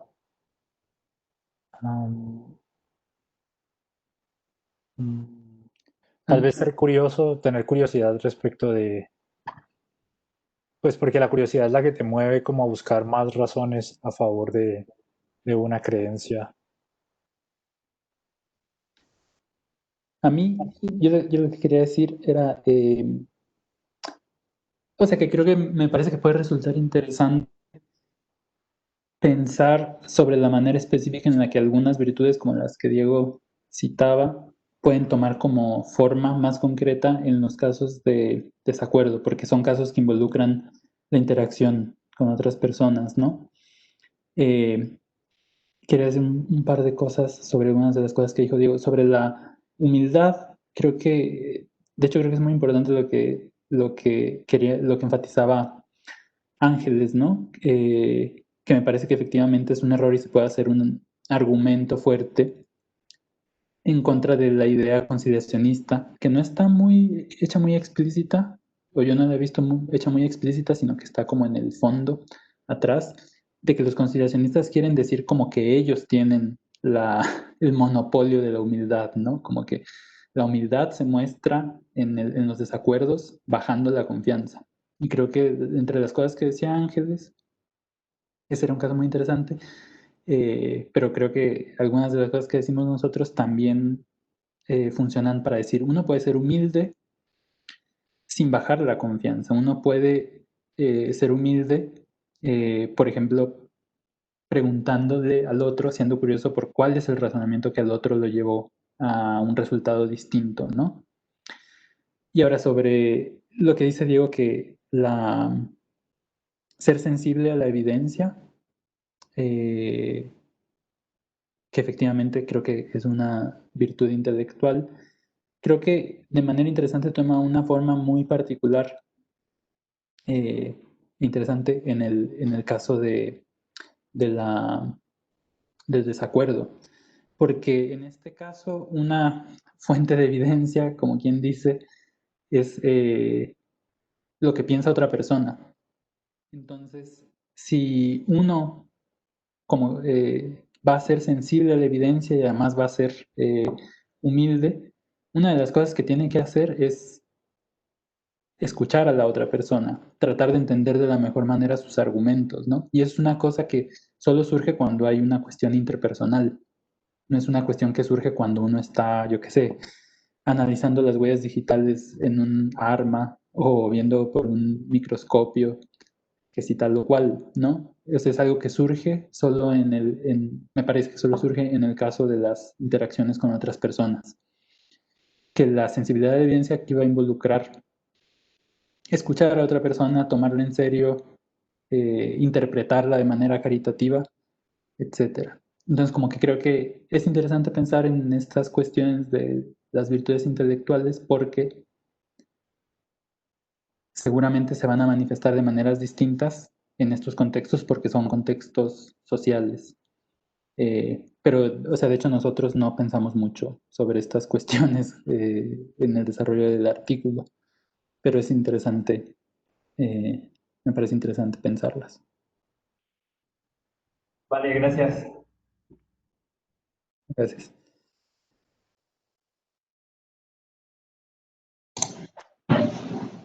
Gracias, Javier, y a los ponentes.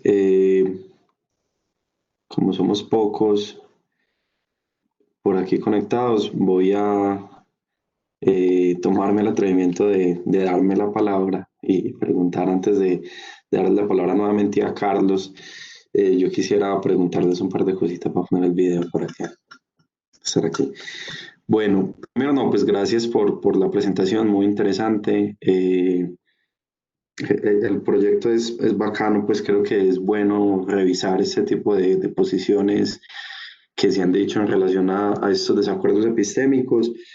Yo coincido con Ángeles en que hubiese sido bueno como comprender bien las posiciones o esta posición fuerte del conciliacionismo como de manera explícita, pues con quién estamos discutiendo, digamos, de manera explícita. Pues a lo mejor en el paper lo hacen, pero como que la presentación no se ve muy bien, entonces uno queda con la duda como de, bueno, ¿esto es un nombre de paja o esto existe de verdad, pues, esta posición? Tengo dos preguntas, una relacionada con la que dijo Ángeles, y es que cuando ustedes, bueno, al final revisan el caso del restaurante, sugieren que es necesario mirar como el contexto del proyecto cognitivo cooperativo, pero pues como menciona Ángeles, pues parece que no hay un proyecto, ¿cierto? Parece que no hay un proyecto, al menos en este contexto, y parece que solo hay proyectos cognitivos, sí, como proyectos cognitivos cooperativos, o la manera en la que ustedes lo están entendiendo, porque parece que el contexto es, perdón, el concepto es nuevo para mí, no sé muy bien a qué se refieren, o si lo están tomando de alguien más, eso como que me faltó ahí, sería bueno entender cómo este concepto un poco más a profundidad, si lo pueden profundizar, pero el asunto es, parece que estos proyectos están cuando hay, pues, envergaduras teóricas, digamos, o sea, problemas teóricos fuertes, o al menos no, si no teóricos, al menos sí académicos. Mientras que el caso del restaurante surge en un contexto que es práctico, en el cual necesitamos tomar una decisión para X o Y. Mi pregunta es si ustedes creen que esto delimita un tipo de desacuerdo distinto, uno, digamos, de carácter práctico y otro de carácter teórico, y si a lo mejor la propuesta que ustedes están haciendo se limitaría solo a este tipo de desacuerdo que es, digamos, más teórico o más académico, por decirlo de alguna manera, aunque bien concedo que los cursos de acción que ustedes mencionan en la primera parte son cursos de acción posible en cualquier tipo de contexto, pues práctico y teórico, pero no sé si de pronto estamos hablando de dos cosas distintas, es decir, si la idea de proyecto, estoy intentando limitar la idea de proyecto cognitivo que ustedes tienen, eso es lo que estoy intentando hacer. pues se puede aplicar solo a algunos casos y no deberíamos revisitar estos casos que son muy cotidianos bajo esta idea de proyectos. Y espérenme, yo miro. Ah, vale, sí. Y eso me lleva a una segunda pregunta, y es, son proyectos, digamos, que enmarcan un contexto académico, esto tiene, bueno, si me conceden a mí que esto enmarca un proyecto o un contexto académico, eso no implica algo sobre la noción de paridad epistémica, es decir, no deberíamos pensar que esta noción de paridad epistémica es funcional a la luz de este tipo de teorías del desacuerdo solo en contextos académicos, porque eso es lo que a mí me ha parecido siempre que me he topado con este tipo de cosas y siempre que pues uno lee a Christensen o a alguien que hace ejemplos tan coquitos, pues tan bobitos, como que uno no le queda, uno queda con una sensación extraña, o pues a lo mejor ni siquiera eran pares, o eso es una evidencia pues que realmente no es evidencia, etcétera. Mi pregunta es si lo que están pensando en relación a la forma en la que están pues debatiendo con el conciliacionismo no implica también revisar esa noción de paridad. Esas son las preguntas, gracias.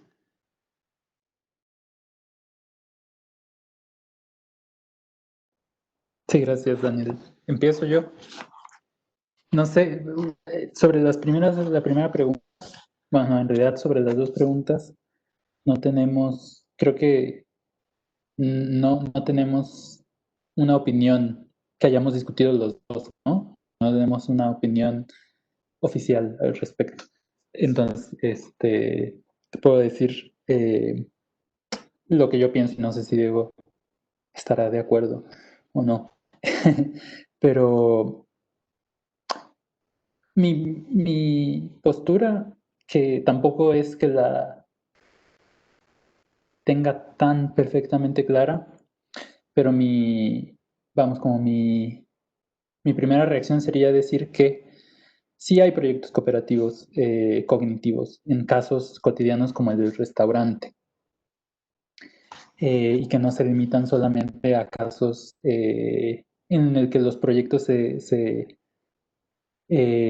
forman de manera explícita, como en la academia o en como algunas actividades teóricas más explícitas. De hecho, incluso a mí me parece que ese tipo de cosas se deben de formar parte de, o sea, los proyectos cooperativos cognitivos deben de ser parte integral de proyectos de toma de decisiones colectivas, ¿no? De acción política, por ejemplo.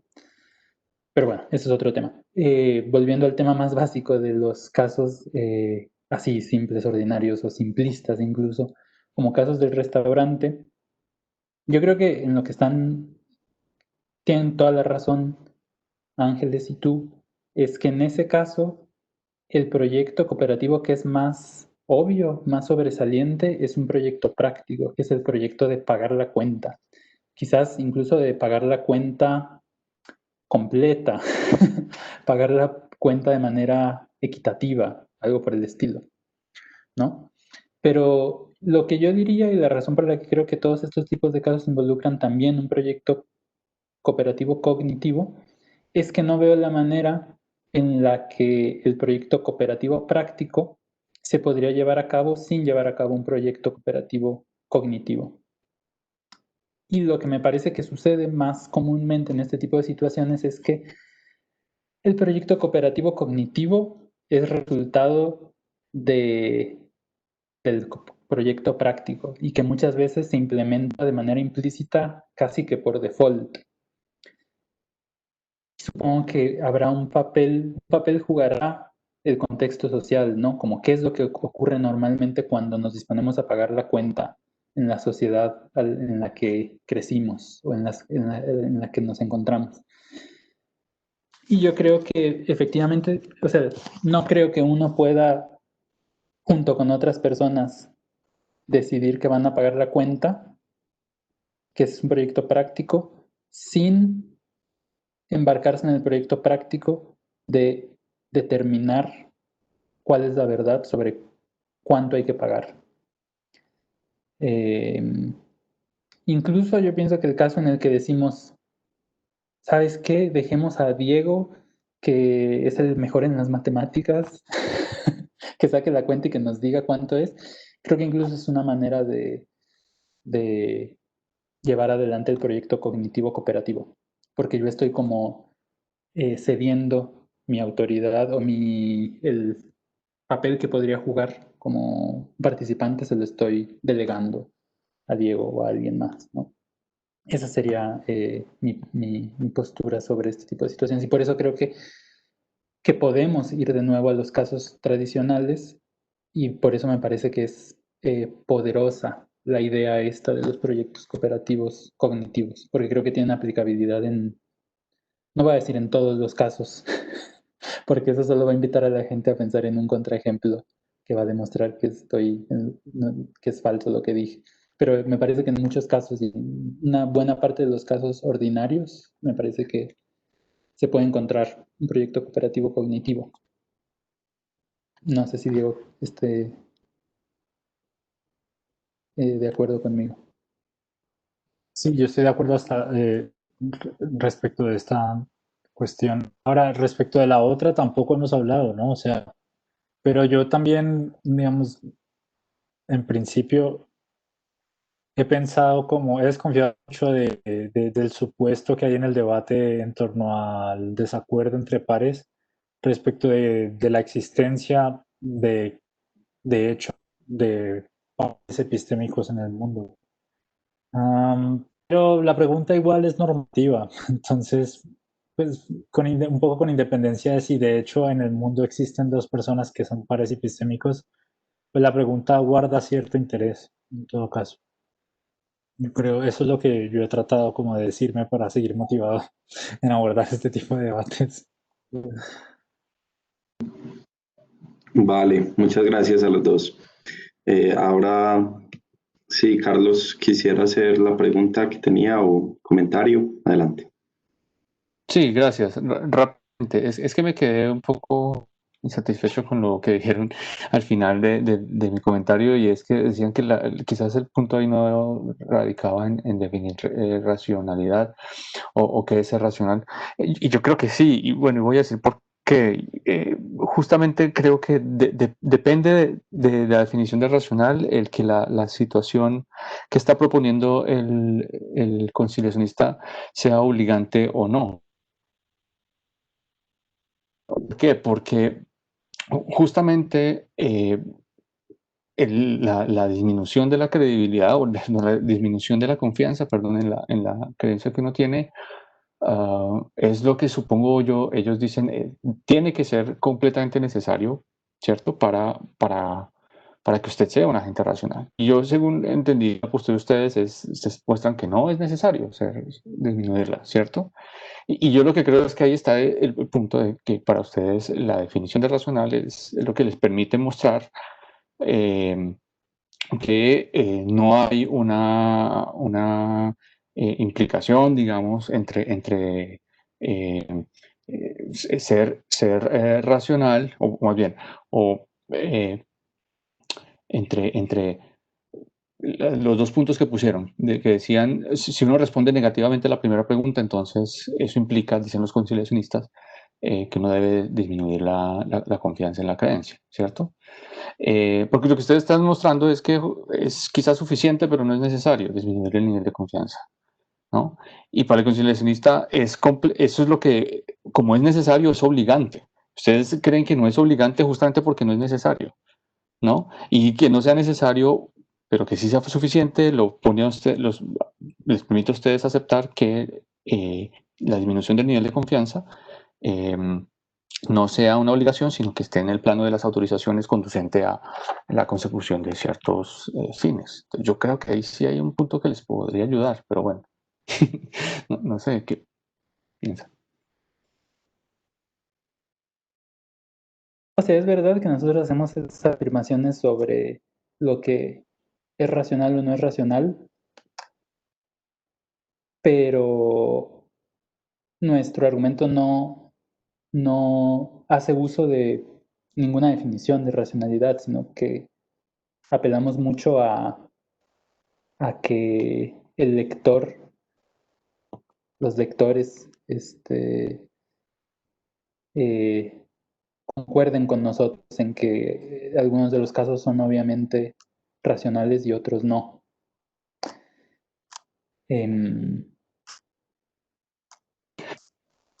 O sea, me parece Pero es que eso es lo que define el carácter obligante para el conciliacionista, creo yo, ¿no? O sea, ustedes están refutando al conciliacionista diciendo que no es obligante disminuir la confianza, ¿no?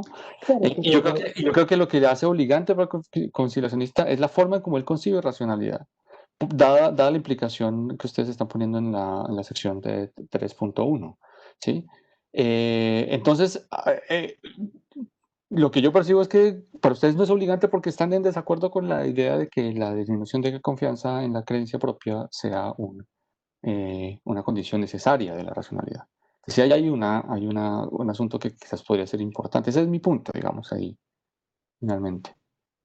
Sí, es que no estoy seguro porque podríamos nosotros estar en acuerdo con los conciliacionistas en una concepción de la racionalidad suficientemente general, y entonces nuestro argumento sería, con esa concepción, que ni siquiera sabemos cuál es de la racionalidad fija, ustedes se equivocan, ¿no? Una manera distinta sería decir, como estamos en desacuerdo sobre la concepción general de racionalidad, entonces damos tratamientos distintos de los casos, ¿no? Pero fíjate que esta segunda alternativa, que es la que tú dices, que la manera en la que crees que se debe interpretar la discusión, que mueve o sea, como que, no sé, como que echa para atrás la discusión a la cuestión de racionalidad, de qué es la racionalidad, ¿no? Y no sé si ese es el nivel en el que, o sea, claramente ese no es el nivel al que nosotros desarrollamos la discusión, sino al nivel de los casos particulares y de si hay o no esta obligación epistémica de disminuir la confianza o no. No, yo entiendo que ese no es el punto de ustedes. Les estoy invitando a que ese sea el punto porque por ahí puede haber una salida. Pero entiendo que ya no lo quieren coger, entonces, bueno, quizás no tiene ningún sentido. Ya, pues, Pero ahí. Pensé que había pronto una salida por ahí. Bueno, puede ser que... Puede ser, o sea, puede ser que efectivamente, o sea, sería interesante que pudiéramos encontrar como algún supuesto como muy básico que nos ha pasado desapercibido hasta ahora, que sea lo que hace que los conciliacionistas piensen en estos casos de esta manera, en su concepción de racionalidad, y que nosotros podamos discutirla como de manera más o menos fácil. Pero, o sea, la manera en la que hemos abordado el tema es más bien prestando atención a los casos particulares y como operando con una concepción de racionalidad más o menos amplia y general para no cerrar las alternativas por ese lado. No sé si Diego tenga algo que decir.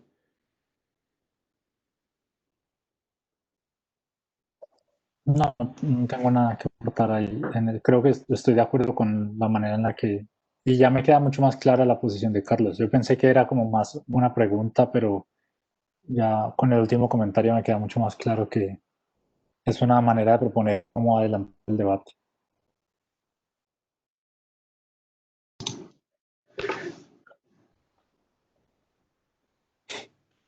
Gracias, muy bien. Muy bien. Con esto entonces terminamos con la sesión de hoy. Muchísimas gracias nuevamente a Alfonso y a Diego por su presentación y a todos los presentes por su discusión. Recordemos que la próxima semana seguimos, todavía nos quedan un par de semanas en el evento y seguimos en el horario ya pues normal que hemos manejado a las 3 de la tarde, martes y viernes, invitados todos y todas. Y bueno, que tengan muy buena tarde. Hasta luego, muchas gracias. Muchas gracias a todos. Sí, Gracias. interesante todo lo que nos aportaron. Gracias. Gracias, hasta luego.